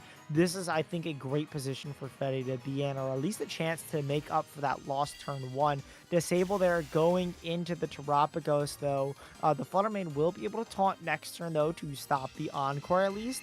The Calm Mind coming out there, which is at least, again, you're matching the Candy's Calm Minds, and you're able to taunt next turn, but the damage might have already been done. As Starstorm actually goes into the Fluttermane slot instead, trying to finish off that Ogerpon. Not able to, though. Yeah, I mean, a big thing here, too, is do you want to go for a Thunder Wave or do you want to go for a Taunt, right? It's pretty obvious for Scream Tail to switch out here, especially in lieu of that, like, incoming Taunt. But if you know, opt to go for the Thunder Wave read into Terapagos and Scream Tail just sits there and disables, you're in a or Encores, you're in a very, very awkward position. We are going to see the Stellar Terror come out here from Candy, which I do think is a very smart play. You're able to start getting damage down to this Fluttermane. Again, clearing those partners, getting rid of those specific Pokemon that are kind of going to be annoying here. We are going to see Thunder Wave go into that Terapagos, kind of hoping for the paralysis here, especially in light of the fact that the Scream Tail did not opt to protect or switch. On the Encore does come out in that Terapagos. Fede completely disrespecting that option. for the Scream Tail to go for that move. Calm Mind is going to be the move of choice, the forced move of choice there from that Encore. Now this Tropicos, if it doesn't get paralyzed, is going to be able to do so much damage, not to the Tropicos, but to this Flutter Mane. It still is going to damage the Terra Show. The important thing to note, too, is when both Tropicoses are terastallized, they will be super effective against each other. But until Fede terastallizes their Tropicos, it will be super effective against either Tropicos. So Candy really has to just click buttons now, honestly, with their Tropicos and continue to put damage, because that's what Tropicos does. Set up the Calm Minds and then do consistent damage for the rest of the match. I mean, the issue is here too, is that Screamtail can just opt to go for a Protect here and another Starstorm come out from Tropicos. And if you're able to just knock out the Flutter Mane, now Screamtail has free reign over the rest of the game, being the fastest one on the field. And we are going to see Protect come out from Screamtail here, so if there's no paralysis happening on the Tropicos, it is really just going to be a free knockout on Flutter. And I do think Fede will end up losing the game, most likely, unless there's some really bad luck with Paras here. We are going to see the Calm Mind come out from Fede, so it is nice that you are able to boost, but is that enough when you're face down with a Screamtail that's going to be able to keep punishing you for that? Is the Starstorm going to come out here? We are going to see a Starstorm come out here and remove the Flutter Mane. This Screamtail now has free reign over the rest of the game. Yeah, absolutely. And unfortunately, that Flutter Mane was, I think, Fede's best tool. Like, dealing with the Screamtail, that taunt was so important. Yes, you get Thunder Waves, but now it seems like your game plan is really relying on those paralysis to kick in to make sure this Tropicos doesn't move. The Ogre Pawn comes in here and you're able to redirect potentially if you go for Protect and then a redirect next turn to make sure Tropicos, yeah, so both have one turn. If you're able to protect this turn and then redirect, you can get around the Screamtail, but that's still going to be a very uphill position, I think, for Fede to get from, because this Tropicos is going to continue to do so much damage. And of course, you can just preserve this Screamtail to do so much damage as well. Yeah, I mean, another thing Or excuse me, so much here, utility as well. Yeah, another thing that's going to be important here too is the fact that maybe Substitute can be used on this turn to kind of give the other Tropicos some breathing room here. We are going to see the Calm Mind come out here, right? But if the Substitute comes out here from the opposing Tropicos, it is going to be a position where now you're not as pressured, but it is just going to be Starstorm coming out here, wanting to get some damage down on the board. How much is this going to do to the opposing Tropicos? I'd assume after all these Calm Mind boosts, not too much, but we're going to see the damage go down here. It's going to be taking about 30 HP, so not that much. Fede could get themselves in a good position here, but I feel like what needs to happen is you need to end up having another turn where you can, like, because you want a Starstorm, right? You do want to get the Starstorm out here, but if Screamtail is just able to live Starstorm, Play Rough comes out, knocks out Ogre Pawn, right? And then you can just disable or Encore again, like, it's still winning for Candy. So it really is a position where I think Fede is going to have to hope for a couple specific things to happen, maybe a paralysis or two, so Tropicos can't just protect itself and keep itself safe, right? Absolutely, and it is really going to come down to how Fede's Tropicos is trained, because even with all these boosts, it still sometimes hits like a wet noodle. And even super effective against the opposing Tropicos, so you do have to keep in mind Candy has Calm Mind boosts of their own. So let's see how much damage Fede is able to do here and what Candy's going to do in response. Follow Me comes out from the Ogre Pawn here. Let's see what Candy's Screamtail decides to do. Most likely that Play Rough there. Instead, it's just an Encore locking in that Ogre Pawn to that Follow Me. And then let's see how much damage Fede's Tropicos is going to be able to do. Starstorm firing out there into both targets. The Screamtail and Tropicos are going to take so much damage. Screamtail hangs on, and so does Tropicos. Oh. No paralysis. This Terra Starstorm is going to come out. Again, super effective now to both Tropicos. The Ogre Pawn goes down very notably. I mean, the question here was, first off, can Screamtail live the Starstorm, which it did, which was huge, right? And then the second question was could Tropicos live the Starstorm and break through paralysis? And all those things were able to, happen for Candy here, which is pretty good because it's kind of exactly what you need to win the game, right? The tricky thing here is that Incineroar is going to have a fake out turn here. And what you could opt to do here if you're on Fede's side is go for a fake out into that Screamtail, go for a Starstorm. Now you're forcing Screamtail to protect, you're forcing Tropicos to hope it gets protect through paralysis, right? And then on top of that, next turn, you could protect your Tropicos and just go for a knockoff into the Screamtail. So you're giving yourself a situation where odds can allow you to win automatically, right? Or like be in a good spot to win automatically. or you could put yourself in a position where you still have a mind game you can get right to win. So either way, it's looking like decently positive for Fede now. Yeah, absolutely. And the Oh, Starstorm allowing it to go here down. is going to come out from Fede. This is going to do a lot of damage and knock out Candy's Terapagos here. The Scream Tail is going to protect against that though, and the Terapagos that has caused so much damage to this game for Fede is finally down, and Candy has to bring back in another Pokemon to replace it. This Incineroar is going to be attacking to protect on this Scream Tail, but this game is going to come to such a close end. I mean, the question is too, is which Pokemon is in the back, right? If you disable Starstorm and you're able to go for a bunch of Ivy Cudgels into the Terapagos, that wouldn't be the worst situation ever. And you could also make the read if you expect Terapagos to protect here, or to go for something passive like a substitute, right? You could opt to just go for a disable into the Incineroar. We are going to see Rock Pond is the back Pokemon, but we did see that Terrestrialization came out from both Pokemon, which means Ogerpon Rock isn't exactly pressuring a KO on this Incineroar. The question is now, do you expect Fede to use a Starstorm? If you do, right, which probably should be the correct play, it's something you can catch with the disable. But we're going to see actually Incineroar opting to go for a Will-O-Wisp here, which could actually be a huge toss here, but it is going to be a follow me coming out here. So which play is that going to be? It's probably going to be that disable going into Terapagos, not allowing it to move. But now you can also potentially encore this Incineroar. It's a very awkward endgame here. They could honestly potentially go either way, but the fact that you went for a move that got disabled, now you can actually get encored into it. Yeah, absolutely. And the Will-O-Wisp, there's a very interesting move. Maybe not wanting to lock into knockoff, recognizing that if you do burn the Ogerpon here, there is a potential that it's just not able to knock out your team, and you can kind of outlast the Scream Tail. But again, like you said, it's going to come down to a very, very close game where you just kind of have to decide what you want to do. So Starstorm is disabled there, and you are going to be most likely encored into this turn. But now this Ogerpon has to slowly chip away and try to beat out Fede's Terapagos. Yeah, I mean, I think a big part of this too is going to be what is the next selection from Candy, right? So you can opt to maybe go for that Encore and Follow Me again, this time into the Incineroar. You can opt to go for the Disable into Terapagos, which is personally something that I think wouldn't, or like, sorry, Encore into the Terapagos and Follow Me again to avoid Incineroar being able to knock out that Scream Tail. And that is what we're going to see here, which means that this Terapagos will start being forced to struggle here, and you can go for an Encore into Incineroar as well, and then disable it as well. So you are really going to be able to kind of keep this cycle going, not allowing like a very, I guess a good situation for Fede here. So at this point now, right, struggle is going to be forced. Ogerpon can keep redirecting as Terapagos does 25% to itself. And with the Encore going into the Incineroar with a Follow Me, Candy might just be able to, actually definitely should be able to pull this out. So yeah, I think with that, it's so difficult, especially because the Scream Tail was able to live. I think, what is this, the Terapagos at +5 on its special attack. Fede's Terapagos definitely was assuming it could get the knockout there. And yeah, Terapagos does so much to itself and not nearly enough to this Ogerpon. Will-O-Wisp not able to do anything. Can't even chip it down with the knockoff.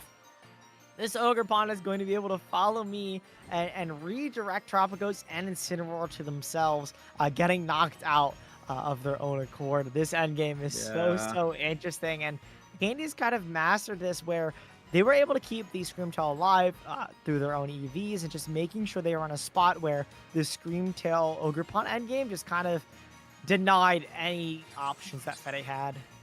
Yeah, it felt like there was a bit of a misplay here from Fede. So that turn where Will-O-Wisp was locked the second time, right, into the Scream Tail, I think the idea of that was he wanted to catch an Encore going into the Incineroar slot, but that doesn't really make sense because you know that Terapagos is always going to be the target getting Encored.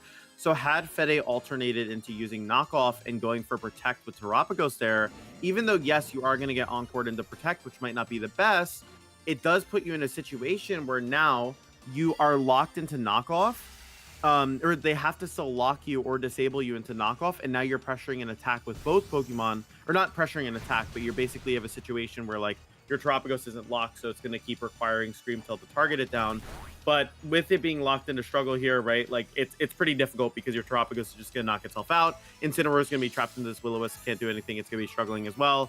and it just puts Candy in a position now where it's a guaranteed win as opposed to maybe a win that would have been a little bit harder to, get access to maybe. Yeah, absolutely. But I'd like to think Fede's plan of Will-O-Wisp and Tropicos wasn't the worst either. It's a really hard call to make in the moment because you don't know what's going to do more damage overall between the Encore Disable Struggle chip versus like the Will-O-Wisp chip as well compared to Knockoff as well. It's kind of a difficult position to be in if you are Fede, considering how dominant this Scream Trap was, and considering you also lost your Fluttermane on that turn, not being able to protect it against the Starstorm, and not even getting a single paralysis on the Tropicos either wasn't really in Fede's favor, unfortunately.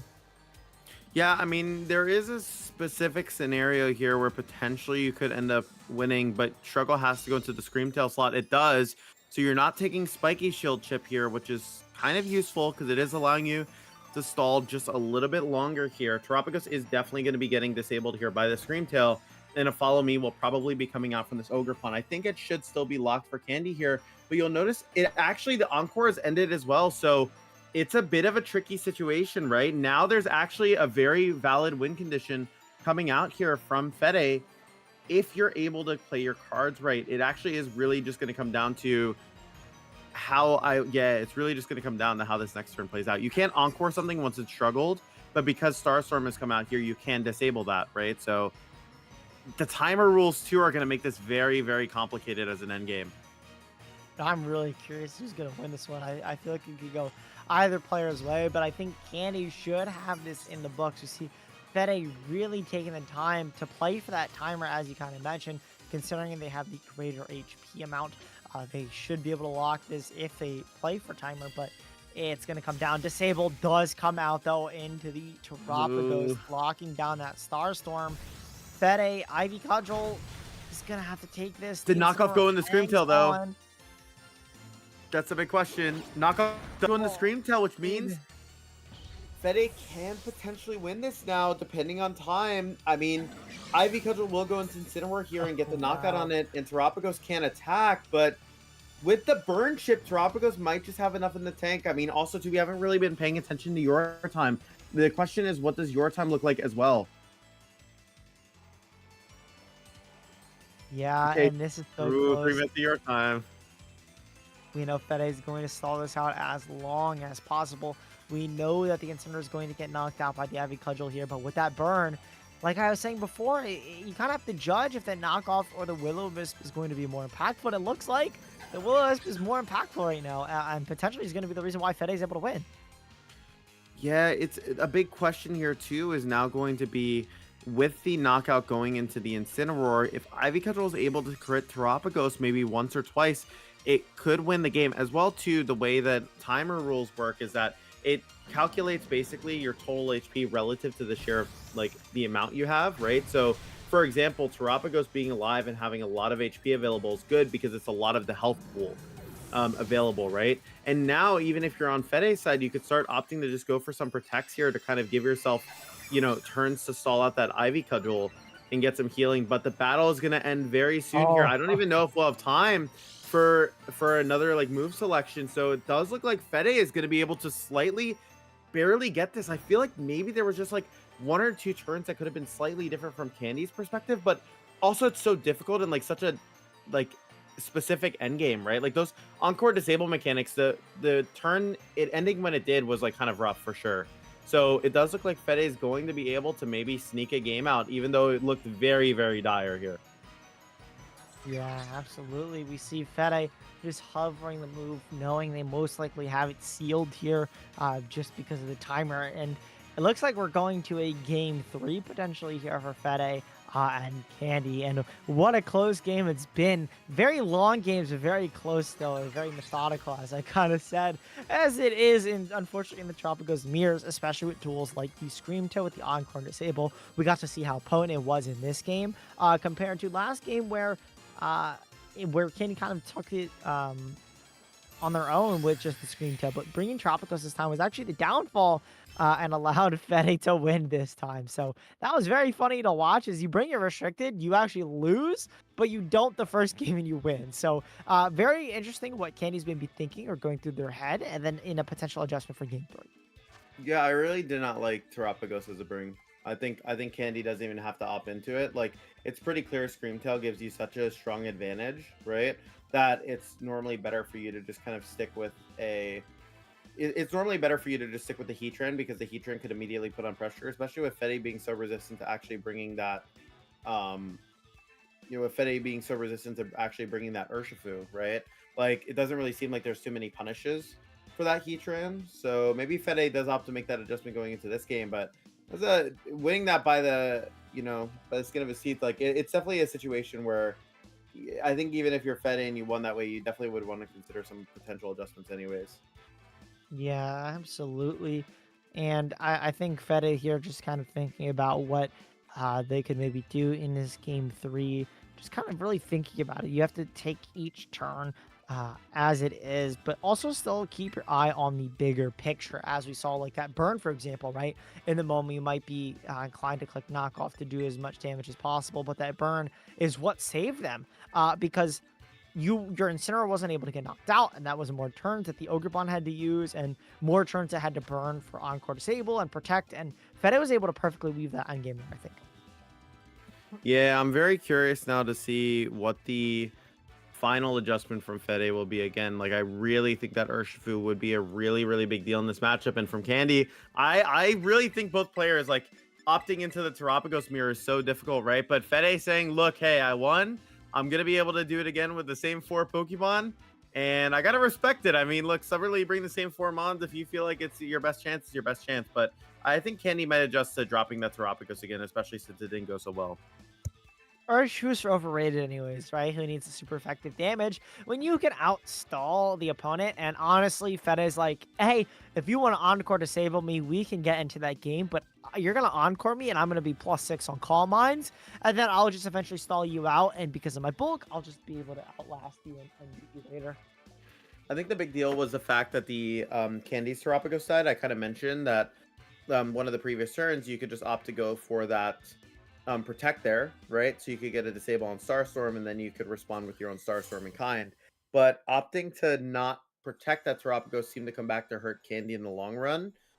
Even though, yes, there was a chance you get paralyzed there, it was probably statistically your best chance to win the game instead of just letting the Terapagos go down for sure. We are going to see it's Terapagos Rillaboom again. So both players just really feeling confident. And I think Fede this time really needs to be throwing that parting shot into the Terapagos because that was pretty scary from Candy's side until the middle game where Fede was slowly able to pull back. But it's going to be difficult converting that again if you don't, I think, prioritize dealing with the Terapagos a little bit more. Yeah, I do think that Fake Out plus Calm Mind pressure is just so strong from both players here.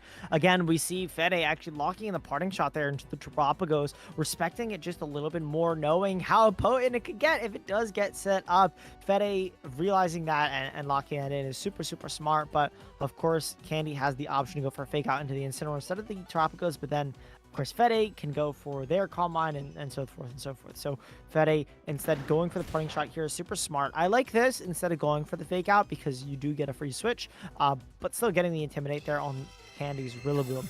So you're lowering the special attack, you're gaining... you're not gaining anything, but neither are they. They get +1 special defense, which could matter later, but I think getting a repivot on your Incineroar is super important here. And again, weakening the Rillaboom so that Wood Hammers do less as well is always good. Yeah, I mean, I think, like, honestly, just, like, getting the parting shot down is helpful here, especially, too, because now you have the pressure of, obviously, that Ivy schedule attacking immediately to get some damage on the partner slot. I mean, Terapagos is going to be healing up to full, right? You have the pressure of potentially going for a Calm Mind here, and an Ivy Cudgel going into that Rillaboom just to start dealing with the partners. Kind of mentioned the importance of this, right? You want to be isolating the opposing Terapagos to make it easier to win the game. And it definitely feels like, Fede recognizes that and wants to really do that. And I think it's important for Candy to also be doing the same thing too. Putting yourself in positions where you're able to remove those partner Pokemon so that Screamtail can really just capitalize and actually win with those Disable Encore games a little bit sooner. Yeah. Critical hit, by the way. And we do see a critical hit there. That actually might matter That extra little bit of damage doesn't seem like a lot now, but when you're dealing with Terapagos and it already does so little, that extra bit of damage is, obviously potentially putting it in range of a Terra Starstorm later down the line when both of these players decide to get set up. But calm minds from both players there, knowing that this is just how the game has to be played. U-turn breaking that Terra Shell, not going to do too much because of that Intimidate, immediately going to be healed from that grassy terrain and leftovers. I think actually would have been better spent into something like that Ogre Pawn to break that sturdy potentially. But let's see what the Rillaboom switches out here into. Most likely something like that Screamtail. It might be a little early to bring it out, but I think Screamtail is a fine bring here. Yeah, I mean, I think a big thing here too is realistically, right, the U-turn, getting chip on the Ogre Pawn is going to be super useful. You're going to be able to get in a different Pokemon, that Ogre Pawn, which, I mean, U-turn actually went into Terapagos even. It didn't even go into Ogre Pawn. So, honestly, like, I don't like that because I feel like you gained 0 ground and Fede just got free damage, honestly. Yeah. Like, maybe, sure, you could try and call out, like, you could try and call out the Spiky Shield on Ogre Pawn, but it just seems like such a waste, especially when you know that Ivy Cudgel wants to be going into that Rillaboom. So I think Candy really actually losing a lot of ground these past couple turns, and it's not exactly like the ideal situation, right? I felt like I like how Candy was hurting off of the early pressure a lot better in the previous games, but now really falling behind, and it's pretty clear. And I think that the Screamtail is going to have to do a lot of the work in the back, and you're going to really have to make sure that your Terapagos doesn't go down to the opposing one. Yeah, not only is it going to have to do a lot of work, it's going to have to be able to eat another Calm Mind. We already know from last game it was able to, but it was very, very close. So if Fede does get a turn right where the Screamtail does come in, you're getting a free knockout potentially. But of course, you have to set up enough Calm Minds to get there in the first place. Of course, Candy could just get the Screamtail in for free if you do let something like the Ogre Pawn go down. If you continue to follow me and set up Calm Minds, you're both in kind of that similar spot where you can get a free swap if you let your Ogre Pawn go down, as to not let a Starstorm go into either of the slots and do a lot of damage, unnecessary damage, might I add. But let's see what both players lock here. We saw Fede go for that Starstorm and the Ivy Cudgel into that Ogre Pawn slot. I think calling for the Screamtail swap, or maybe just trying to get rid of this Ogre Pawn. This is going to break the sturdy here, and I think with the amount of Calm Minds that Fede has, this might be enough to knock out the Ogre Pawn. Candy's Ogre Pawn also going for attack. Fede's moves first. Terapagos able to get the knockout into Ogre Pawn. That's very nice. No more Follow Me is going to be on the table, and no more of those pesky critical hit Ivy Cudgels as well. Question is, And both players actually going for the same play. Yeah. I mean, again, right, this is going to be a situation where now Screamtail comes in, and you're going to have to be forced to Terra on Terapagos, which then means you're also going to have to, play around the paralysis. You're going to have to guess what the Flutter is doing with its turns. Or maybe you could just bring in Rillaboom and go for Fake Out and Terra Stellar Starstorm, but your Terapagos is at a disadvantage because there's one less Calm Mind than Fede's, right? So or like at least not as powerful as Fede's, right? So it's definitely like a tricky circumstance, to be honest. It's not exactly a clear how to win situation. I think it's going to come down to a very similar board state, except for the fact that since it's not Ogre Pawn Rock in the back, this Incineroar is a lot scarier to have in the end game, I think, on Fede's side. Yeah, exactly. And considering it's an Incineroar versus a Rillaboom this time instead of something like the Ogre Pawn, the Rillaboom doesn't even have an option to really hit this Incineroar hard. It hits a little bit harder than Ogre Pawn into the Terapagos with something like a Wood Hammer, but because of the HP that it's at from that critical hit of the Ogre Pawn, it's not going to be as safe as the Ogre Pawn was from last game. Of course, we know how that ended as well, regardless, with the burn, so that would be even more impactful in this scenario. The Screamtail being brought in here is actually very interesting, I think, because something like the Rillaboom might have had more immediate impact, where you could go for something like a Grassy Glide, and a Grassy Glide and maybe more Calm Minds, or try to build up. But the problem is you can't even go for a Grassy Glide and a Terra Starstorm because you'd be removing your own terrain. And Grassy Glide is also a little unsafe because Fede could also just Terrasilize. So maybe that's why Candy was more inclined to bring in the Screamtail here, but Rillaboom kind of feels like dead weight in the back if you don't bring it in now and at least get off a Fake Out with it.